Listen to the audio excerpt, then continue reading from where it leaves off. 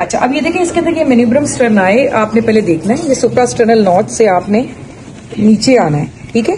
जहां आपको लगे कि ये उभरा हुआ हिस्सा है वो एंगल ऑफ लुई होता है, जहां पे आपका जीफी स्टर्नम बॉडी ऑफ स्टर्नम के साथ अटैच्ड होता है, ठीक है।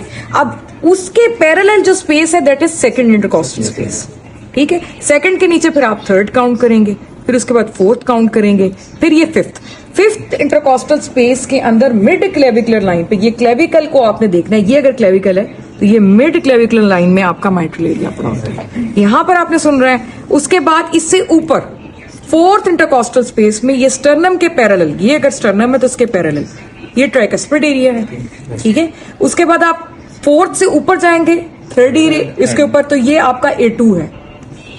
मैंने गलत बता दिया था आपको, ये ट्राइकस्पिड था, पहले ये माइट्रल था।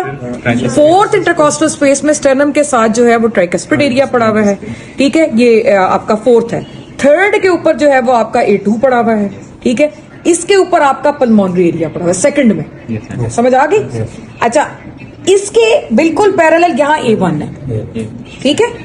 सो pulmonary area A1, A2, then tricuspid fourth में, देन माइट्रल। इन्हीं जगहों पर आपने ऑस्कल्टेट करना है। नॉर्मल हार्ट साउंड्स होती है लुप डुप, पहली हार्ट साउंड होती है माइट्रल वेल्व के क्लोजर की वजह से प्रोड्यूस होती है। सेकंड सेमिलिनियर यानी एओर्टिक या पल्मोनरी वेल्व। फिर ये ट्राइकस्पिड, ठीक है। फिर उसके बाद A2, फिर पल्मोनरी, फिर A1, ठीक है। तो ये लुप डुप जो होती है ये आपको पता होनी चाहिए। This is all about